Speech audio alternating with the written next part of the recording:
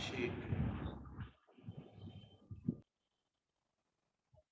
हाँ विपिन, एक बार आप चैट बॉक्स पर लिख दें कि आपको आवाज आ रही है सही से, कोई दिक्कत तो नहीं है। अभी अपन ने फर्स्ट क्वेश्चन कंप्लीट किया है, अब हम चल रहे हैं अपने सेकंड क्वेश्चन पर।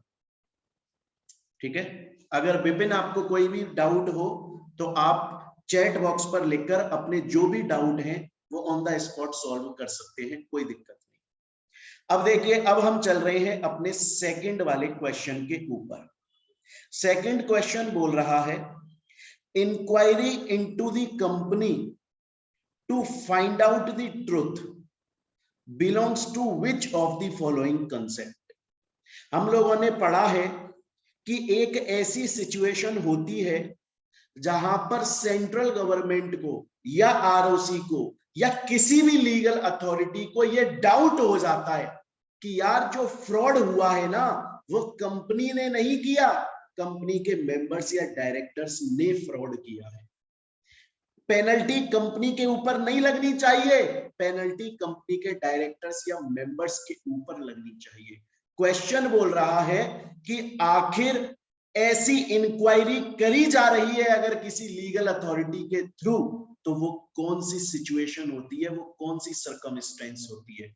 बच्चे 10 सेकंड का जवाब दे रहा हूं, आपको एक बार आंसर खुद को सोचना है। 10 सेकंड का आपको जवाब टाइम दे रहा हूं, एक बार आप खुद ध्यान कीजिए ये कंसेप्ट हमने कहां पर पढ़ा था कि अगर इंक्वायरी करनी पड़ रही है कंपनी के अंदर तो वो कौन सी सिचुएशन होती है। अब देखिए ऑप्शंस देखते हैं एक बार। सबसे पहला ऑप्शन है सेपरेट लीगल एंटिटी, बिल्कुल भी नहीं। सेपरेट लीगल एंटिटी कंसेप्ट तो कैरेक्टरिस्टिक है कंपनी की, और वो तो ये बोलता है कि अगर जो मेंबर्स हैं कंपनी के, जो डायरेक्टर्स हैं कंपनी के, वो अपनी एक अलग पोजीशन पर हैं और कंपनी अलग एक पोजीशन पर है, कंपनी सेपरेट है, अपने नाम से कुछ भी कर सकती है, तो ये तो इसका आंसर नहीं हो सकता। Second, limited liability of company, possible ही नहीं है। Limited liability of company, company की कैरेक्टरिस्टिक है, उसके अंदर बताया जाता है कि कंपनी के मेंबर्स की लाइबिलिटी कितनी होगी। अगर कंपनी लिमिटेड बाय शेयर्स है तो लाइबिलिटी उतनी होगी, अगर कंपनी लिमिटेड बाय गारंटी है तो जितना गारंटी दी थी उतनी लाइबिलिटी। प्रोटेक्शन ऑफ रेवेन्यू नहीं, प्रोटेक्शन ऑफ रेवेन्यू तो एक सिचुएशन है जहां पर इंक्वायरी करने के लिए एंटर हो जाते हैं, प्रोटेक्शन ऑफ रेवेन्यू करने के लिए इंक्वायरी, लेकिन वो एक्सेप्शन वाली सिचुएशन है, नॉर्मल सिचुएशन नहीं है। तो हमारा जवाब क्या होगा, lifting up of corporate veil. इस कंसेप्ट को मैं दोबारा और डिटेल में समझाता हूं। देखिए एक बार इस कंसेप्ट का नाम पढ़िएगा बच्चों, लिफ्टिंग अप और पियर्सिंग। लिफ्टिंग अप और पियर्सिंग इस शब्द का मतलब होता है उठाना। आप मॉल में जाते हो, लिफ्ट करना मतलब किसी कोई चीज एक जगह से दूसरी जगह ले जा रही है, ऊपर उठा देना। कॉर्पोरेट मींस कंपनी, वेल का मतलब है पर्दा, नकाब। क्या है बच्चों, कंपनी के पास ना सेपरेट लीगल एंटिटी नाम की कैरेक्टरिस्टिक है। कंपनी के मेंबर्स या डायरेक्टर्स बड़े चालाक होते हैं, वो क्या करते हैं, कंपनी के अंदर एंटर होते हैं और कंपनी के अंदर फ्रॉड करते हैं। मेंबर्स या डायरेक्टर्स कंपनी के अंदर फ्रॉड करते हैं, लेकिन शो करते हैं कि ये फ्रॉड कंपनी ने किया है, जिससे पेनल्टी कंपनी के ऊपर लग जाए। और ज्यादातर ऐसा होता है कि कंपनी के मेंबर्स या डायरेक्टर पर्सनल फ्रॉड करके पर्सनल प्रॉफिट कमाते हैं, लेकिन पेनल्टी लग जाती है किसके ऊपर, कंपनी के ऊपर। लेकिन अगर बाई चांस कोई ऐसी सिचुएशन हो जाए जिसमें गवर्नमेंट को या लीगल अथॉरिटी को यह डाउट हो जाए कि यार अब की बार जो फ्रॉड हुआ है वो कंपनी ने नहीं किया, कंपनी के मेंबर्स या डायरेक्टर्स ने किया है, पेनल्टी कंपनी के डायरेक्टर्स या मेंबर्स के ऊपर लगनी चाहिए, तो स्टूडेंट्स उस केस में इंक्वायरी बैठती है। उस केस में वो लीगल अथॉरिटी, सेंट्रल गवर्नमेंट या जो भी लीगल अथॉरिटी है, वो एक इन्वेस्टिगेशन टीम उस कंपनी के अंदर भेजती है और जाकर बोलती है इन्वेस्टिगेशन करो, पता लगाओ आखिर किसने फ्रॉड किया है, पेनल्टी कंपनी पर लगाएं या डायरेक्टर्स या मेंबर्स के ऊपर लगाएं। तो इसे बोला जाता है लिफ्टिंग अप और पियर्सिंग कॉर्पोरेट वेल, और इसका आंसर है आंसर सी। एक बार सभी बच्चे, जितने भी बच्चे जूम पर हैं या फिर जो बच्चे एप्लीकेशन पर देख रहे हैं राहुल सर के थ्रू, एक बार सभी बच्चे जवाब देंगे मेरे को, ये सेकंड वाला आया कि नहीं। अगर नहीं आया समझ में, बिंदास बोलिएगा, मैं दोबारा एक्सप्लेन कर दूंगा।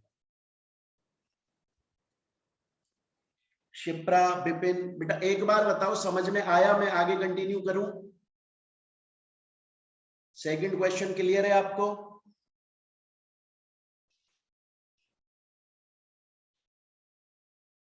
ठीक है। किसी भी स्टूडेंट को किसी भी क्वेश्चन में प्रॉब्लम हो, रोक के बिंदास पूछिएगा, मैं दोबारा समझा दूंगा। अब हम चलते हैं अपने थर्ड क्वेश्चन पर। थर्ड क्वेश्चन ये बोल रहा है, बहुत ही ध्यान से पढ़िएगा, बड़ा ही इजी क्वेश्चन। थर्ड क्वेश्चन बोल रहा है कि इंडिया एंड यूएसए वॉर में है, मतलब इंडिया और यूएसए के बीच में युद्ध चल रहा है, वॉर चल रहा है। कौन से फाइनेंशियल ईयर के अंदर? 2022-2023 प्रेजेंट फाइनेंशियल ईयर के अंदर वॉर चल रहा है। किसके बीच में? इंडिया एंड यूएसए के बीच में। क्वेश्चन ये है कि 2021-22 प्रीवियस फाइनेंशियल ईयर, जब इंडिया और यूएसए के बीच में वॉर नहीं चल रहा था, उस फाइनेंशियल ईयर के अंदर उन्हें किस नाम से जाना जाएगा कंपनी लॉ के हिसाब से? एलियन एनिमी, या फ्रेंडली एलियन, या कंट्रीज इन वॉर, या स्ट्रेंजर? ये क्वेश्चन एग्जाम में आया हुआ है आपके। एक बार 10 सेकंड का मैं आपको समय दे रहा हूं, एक बार सोचिए कि इसका आंसर क्या होना चाहिए। बहुत ही सिंपल है, सीए में, इंटर में भी पढ़ाया आपने, फाउंडेशन में भी पढ़ाया आपको, बीकॉम में भी पढ़ाया आपने। देखिए बच्चे, एलियन एनिमी का मतलब क्या होता है? एलियन जो शब्द है ना, एलियन, इसका मतलब होता है फॉरेनर, या इंडिया से बाहर का, अदर देन इंडिया। और एनिमी का मतलब क्या होता है? जिससे हमारी दुश्मनी है।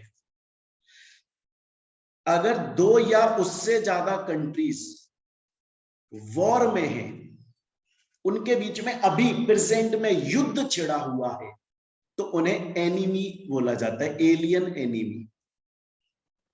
लेकिन हमारा और कंट्रीज इन वॉर, ये भी सेम हो गया एलियन एनिमी की तरह। स्ट्रेंजर, स्ट्रेंजर तो हमें मतलब ही नहीं है, क्योंकि इंडिया एंड यूएसए अभी वॉर में चल रहे, पहले नहीं थे। और हमें इतना तो पता है कि आज ग्लोबलाइजेशन का जमाना है, इंडिया और यूएसए स्ट्रेंजर तो नहीं है। कम से कम इंडिया भी दुनिया में जाना जाता है, यूएसए अमेरिका तो जाना ही जाता है। तो अब देखिए, India and USA 2022-23 present financial year में एनिमी है। तो प्रीवियस फाइनेंशियल ईयर जब उनके बीच में वॉर नहीं चल रहा था, तब वो क्या थे? सर तब तो वो फ्रेंड थे आपस में। तो ये हो गया इसका आंसर बी। ये है आपका थर्ड क्वेश्चन, और ये क्वेश्चन एग्जाम में आया हुआ है बच्चों आपके। अगर डाउट है तो मुझसे डिस्कस कर सकते हैं, मुझसे पूछ सकते हैं। अगर बच्चे, हमने 3 क्वेश्चन अभी तक करे हैं, तीनों में से किसी भी क्वेश्चन के अंदर अगर आपको डाउट है तो अभी भी आप मेरे से पूछ सकते हैं। विपिन, आपके पास में इसकी एमसीक्यू की वो आ चुकी है पीडीएफ? नहीं आई है तो मैं सेंड कर रहा हूं आपको।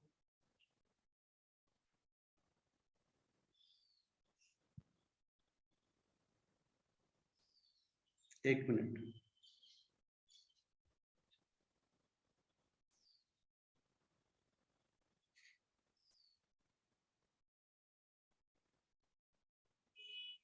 चलिए, तो ठीक है, मैं मानता हूं कि थर्ड क्वेश्चन तक सबको समझ में आ चुका है। आगे कंटिन्यू करते हैं। फिर बोल रहा हूं बच्चे, प्रॉब्लम है, आराम से आप लोग पूछ लीजिएगा, और रिकॉर्डेड क्लासेस भी आपको मिल जाएगी। नेक्स्ट क्वेश्चन पर आते हैं, question number 4। Corporate veil will be lifted up in which of the following situation? मैंने अभी अभी आपको बताया, कॉर्पोरेट वेल का मतलब होता है जब लीगल अथॉरिटी को डाउट हो जाए कि कंपनी के अंदर जो फ्रॉड हुआ है वो खुद कंपनी ने नहीं किया, मेंबर या डायरेक्टर ने किया है। एक बार एक क्वेश्चन पूछा मेरे से एक बच्चे ने, बोला सर ऐसी कौन सी सिचुएशन होगी जिसमें गवर्नमेंट को ये डाउट हो सकता है कि पेनल्टी कंपनी के ऊपर लगनी चाहिए या मेंबर के ऊपर लगनी चाहिए, फ्रॉड कंपनी ने नहीं किया, मेंबर ने, ऐसी कौन सी सिचुएशन होगी सर? मैंने बोला भाई देख, ऐसी तो कौन सी सिचुएशन होगी, ये तो किसी को नहीं पता। पर हाँ, कंपनी लॉ के अंदर, कंपनी लॉ इतने सालों से फॉलो हो रहा है, तो हिस्ट्री में प्रीवियस अगर हम देखें पुराना पास्ट में जाकर, तो कुछ ऐसी सिचुएशंस हैं जहां पर ये निकल के आया था कि गलती कंपनी की नहीं, मेंबर्स की थी, तो गवर्नमेंट ने उन सिचुएशन को बेंचमार्क बना लिया। ऐसी कुछ सिचुएशंस हैं कंपनी लॉ के अंदर जो कि हिस्ट्री में कभी हुई थी किसी कंपनी के साथ, लेकिन गवर्नमेंट उनको बेंचमार्क बना चुकी है कि यार ये वो सिचुएशंस हैं जहां पर आंख बंद करके कंपनी के ऊपर पेनल्टी मत लगाओ, बल्कि क्या करना चाहिए, इन्वेस्टिगेशन करना चाहिए।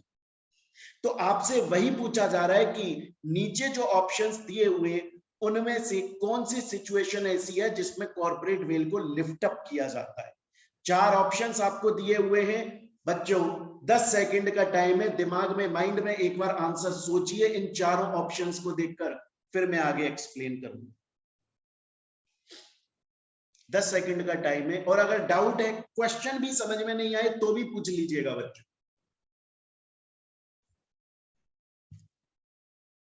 चलिए, अवॉइडेंस ऑफ वेलफेयर लेजिस्लेशन, हाँ जी सर ये तो होता है, आपने इसके अंदर एक एग्जाम्पल भी पढ़ाया था हमको,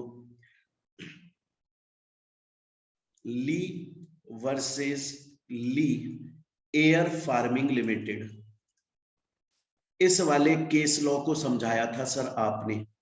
फर्स्ट वाला तो कॉर्पोरेट वेल लिफ्ट अप में आता है, ली वर्सेस ली एयर फार्मिंग लिमिटेड, ये केस लॉ समझा था।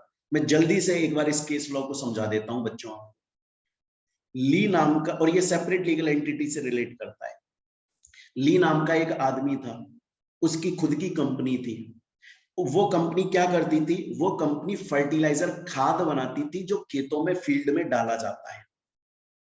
लेकिन उसका जो खाद था ना, वो उसके अंदर इतने केमिकल्स होते थे कि आप उसको बेयर हैंड, ऐसे खुले हाथों से नहीं पकड़ सकते, उसके लिए अलग से ग्लव्स आते थे, तभी वो खाद, फर्टिलाइजर पकड़ा जा सकता। और उसको ना आप ऐसे खेत में, फील्ड में खड़े होकर भी नहीं डाल सकते थे, पैर जल जाते थे आपके। तो ऊपर हेलीकॉप्टर से या एरोप्लेन से या ऊपर लटक के, और तब खेत में उसको डाला जाता था खाद को। ली नाम के बंदे ने ऐसी कंपनी खोली, तो वो कौन था, वो ओनर था उसका, वो उस कंपनी का डायरेक्टर था। लेकिन वो कभी कभी ना एम्प्लॉय की तरह काम भी करता था, वो कभी कभी खुद चला जाता था लोगों के पास में और किसानों के यहाँ और खाद डालने के लिए।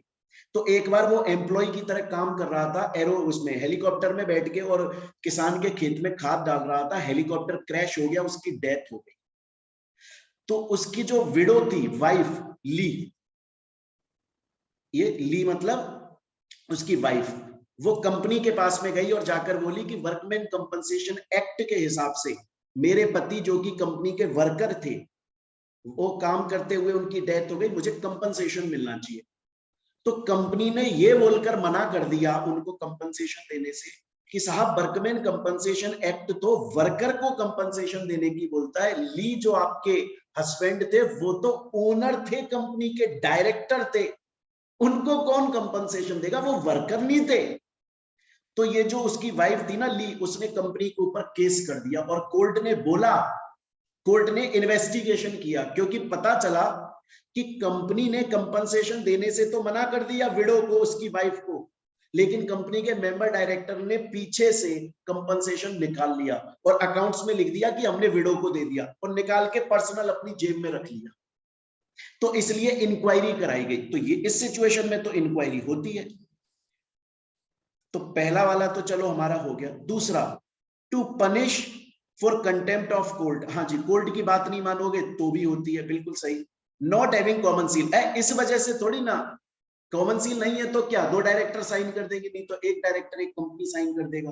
तो हमारा आंसर हो जाएगा D, A and B both, क्योंकि ये वो सिचुएशंस हैं जिनके अंदर कॉर्पोरेट वेल को लिफ्ट अप किया जाता है। देखो टोटल जितनी सिचुएशंस है वो मैंने यहां पर लिखी हैं, इन सभी सिचुएशंस के अंदर कॉर्पोरेट वेल लिफ्ट अप होती है, इनमें ये सिचुएशन भी आ जाती है।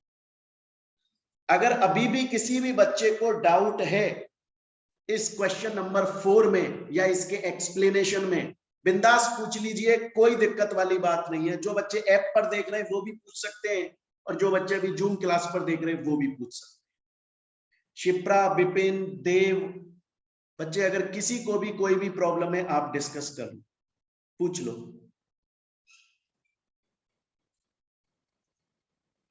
चलिए ठीक है, अब आगे कंटिन्यू करते हैं। नेक्स्ट अब हम चलते हैं अपने फिफ्थ क्वेश्चन पे।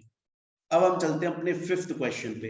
ये क्वेश्चन एग्जाम के अंदर आया हुआ है और अभी रिसेंट आया था, और इस क्वेश्चन पे एक बवाल हुआ था। वो बवाल कैसे हुआ था? वो ऐसे हुआ, उसके लिए पहले मुझे क्वेश्चन सॉल्व करवाना पड़ेगा आपको। पर हुआ ऐसा था कि ये क्वेश्चन अभी सीएमए फाइनल के एग्जाम में आया था एक साल पहले, और इसका जो आंसर है ना वो पुराने मॉड्यूल के अकॉर्डिंगली सही माना गया, जबकि इसका आंसर एक्चुअली में चेंज हो गया था और एप्लीकेबल भी हो गया था, और सबको पता भी था। लेकिन हुआ क्या बच्चों? हुआ ऐसा कि दूसरा आंसर मतलब पुराने वाले आंसर को देखकर और इसको सही मान लिया। तो जितने भी बच्चे थे वो सही आंसर लेकर आए, लेकिन उनका गलत माना। मैं समझा देता हूं। क्वेश्चन बोल रहा है एक निधि कंपनी एक्सेप्ट नहीं करेगी डिपॉजिट, कितना डिपॉजिट एक्सेप्ट कर सकती है और कितने से ज्यादा एक्सेप्ट नहीं कर सकती। इसका सिंपल आंसर है, मैं आपको बता देता हूं। पहले किसी वक्त 15 टाइम्स हुआ करता था, अमेंड हो चुका है, और इसका आंसर है 20 टाइम्स। एक निधि कंपनी जो है वो 20 टाइम्स तक एक्सेप्ट कर सकती है, 20 टाइम्स से ज्यादा एक्सेप्ट नहीं कर सकती। इसका एक्सप्लेनेशन यहां पर क्लियरली है। ये याद रखने वाली बात है बच्चों, आपको सिंपल। तो मुझको बताओ यहां तक समझ में आया कि नहीं आया? शिप्रा, विपिन, देव, एक बार रिप्लाई करें बच्चे आप चैट बॉक्स पर। यहां तक क्लियर है? 5 क्वेश्चन अपन ने करे हैं, यहां तक कोई भी प्रॉब्लम है तो बताओ जल्दी से। शिप्रा, विपिन, देव, अगर बच्चे आपको कोई भी प्रॉब्लम है, और बाकी बच्चे जो ऐप पर देख रहे हैं, विनय, अगर आपको कोई भी प्रॉब्लम है आप बताओ। क्लियर है? ओके, आगे चलते हैं। ठीक है, अब हम आ जाते हैं क्वेश्चन नंबर 6 पर जल्दी से। आज टोटल इसके अंदर 35 क्वेश्चंस हैं। आज इसके अंदर हम जो क्वेश्चन सॉल्व करेंगे वो 20 क्वेश्चन सॉल्व करेंगे। बाकी के 15 जो है वो कल वाले के साथ में मिलाकर ज्वाइन करेंगे, क्योंकि बाकी के जो 15 क्वेश्चन है वो कल वाले से मिलते हुए। देखें एक बार जल्दी से, बहुत ही सिंपल क्वेश्चन है। आप लोगों ने पढ़ा है कितने टाइप की कंपनीज होती है। अगर मेंबरशिप के बेसिस पर बात करूं तो 3 टाइप की होती है, पब्लिक, प्राइवेट, 1 पर्सन। और 1 पर्सन कंपनी का सेक्शन होता है सेक्शन 2 सबसेक्शन 62। विपिन ने बोला है सर इन नहीं विपिन, 20 टाइम्स। मैं दोबारा से बोल रहा हूं, क्लियर रखना, ये क्वेश्चन एग्जाम में आ सकता है और इसके आंसर के ऊपर बहुत बार ये सीएमए में लड़ाई झगड़ा चलता है। इसका आंसर आपको 20 टाइम्स 20 गुना लिखकर आना है। क्लियर? 20 गुना। क्लियर है ना ये चीज? इस क्वेश्चन से रिलेटेड एक बात और बताऊं विपिन, एक बच्चे का मेरे पास में कॉपी दी थी उसने मेरे को चेक करने के लिए, अभी शायद अप्रैल में ही उसने कॉपी दी थी अपनी कि सर मैंने ये आंसर लिखा था। उसने शायद 25 टाइम्स लिखा था और उसका गलत कर दिया गया था वो। तो मैंने उसको बोला था, मैंने कहा आपको 20 टाइम्स आंसर लिखना है तो ही सीएमए वाला इंस्टीट्यूट जो है वो आपका आंसर सही करे।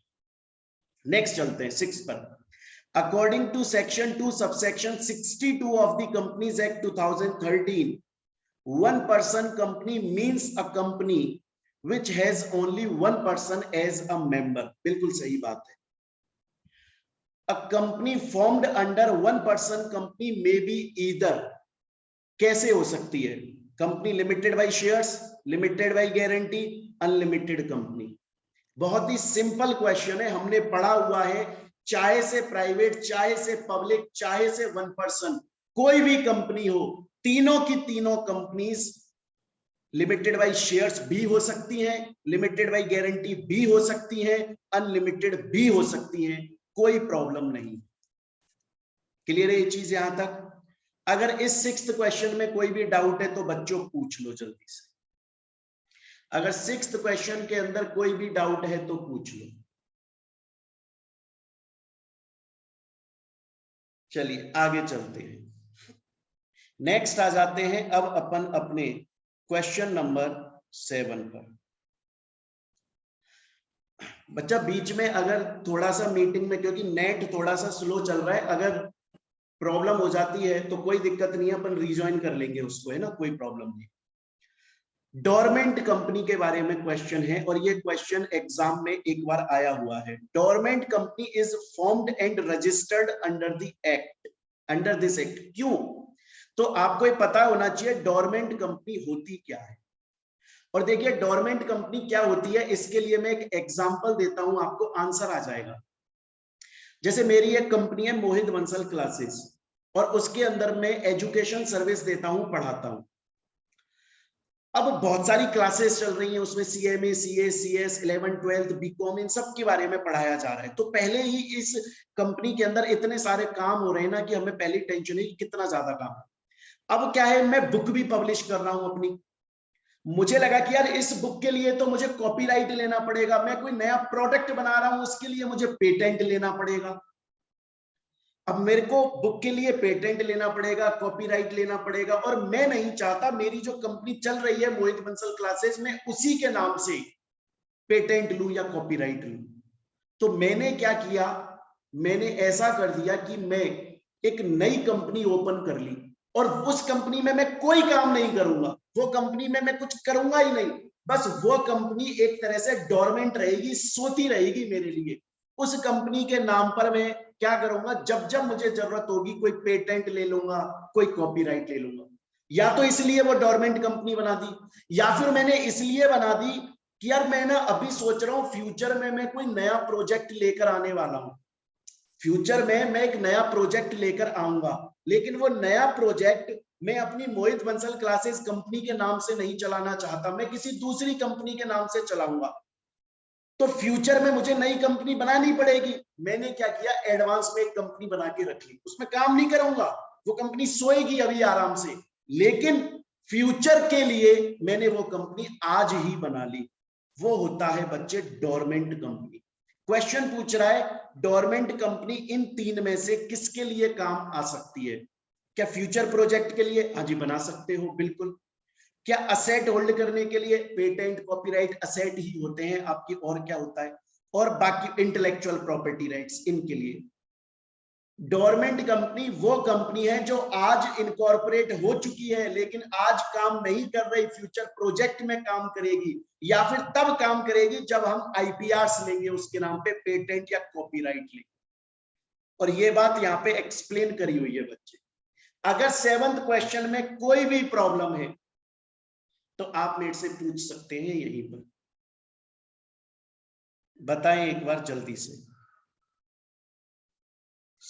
7th क्वेश्चन क्लियर है बच्चे आपको? चलूं मैं आगे? थोड़ा सा नेट गड़बड़ कर रहा है, अगर बाई चांस मीटिंग डिस्कनेक्ट हो जाए कोई दिक्कत नहीं है, रिज्वाइन कर लेंगे। यहां तक क्लियर है? अगर कोई भी डाउट है पूछ लीजिए आप बिंदास। नेक्स्ट चलते हैं 8 पर। नेक्स्ट बोल रहा है payment of dividend by company falling under section 8 of companies act 2013। अगर सेक्शन 8 में जो कंपनी है, कौन सी है सेक्शन 8 के अंदर? Non profit organisation. अगर non profit organisation company dividend दे रही है तो कौन सी सिचुएशन में एनपीओ के थ्रू जो डिविडेंड दिया गया है वो वैलिड माना जाएगा? कौन सी सिचुएशन में वैलिड माना जाएगा? अगर कंपनी प्रीवियस ईयर के प्रॉफिट्स में से डिविडेंड दे रही है तो वैलिड माना जाएगा? जी नहीं। अगर कंपनी डोनेशन मिला है उसे गवर्नमेंट से या कहीं से, वहां से डिविडेंड दे रही है तो वैलिड माना जाएगा? जी नहीं। अगर कंपनी टॉप 1000 कंपनीज के अंदर फॉल हो रही है तो माना जाएगा? जी नहीं। तो कब माना जाएगा? साहब कभी भी नहीं माना जाएगा, क्योंकि जो एनपीओ कंपनी होती है ना, वो एनपीओ कंपनी कभी भी डिविडेंड दे ही नहीं सकती। वो एनपीओ कंपनी कभी भी डिविडेंड को दे ही नहीं सकती। हमने पढ़ा है ये बात। सेक्शन 8 नॉन प्रॉफिट ऑर्गेनाइजेशन जो कंपनीज होती है वो बनती ही चैरिटी के लिए है, वो कभी भी किसी और पर्पस के लिए बनती ही नहीं है। तो फिर उस केस में वो डिविडेंड भी नहीं दे सकती, चाहे से कुछ भी हो जाए। मेरे ख्याल से यहां तक आपको समझ में आ चुका होगा। अगर यहां तक कोई भी प्रॉब्लम है तो आप पूछ सकते हैं। स्टूडेंट्स यहां तक अगर कोई भी प्रॉब्लम है तो पूछ सकते हैं। एक बार चैट पर लिखकर बताएं यहां तक क्लियर है? 8th तक आपको बच्चे? नो प्रॉब्लम, क्लियर है, ओके ठीक है, आगे कंटिन्यू करते हैं। नेक्स्ट अब अपना 9th question. Foreign company, okay Vipin, foreign company under section 2 subsection 42, foreign company under section 2 subsection 42 required to register itself, किसके साथ में उसे रजिस्टर करना पड़ता है?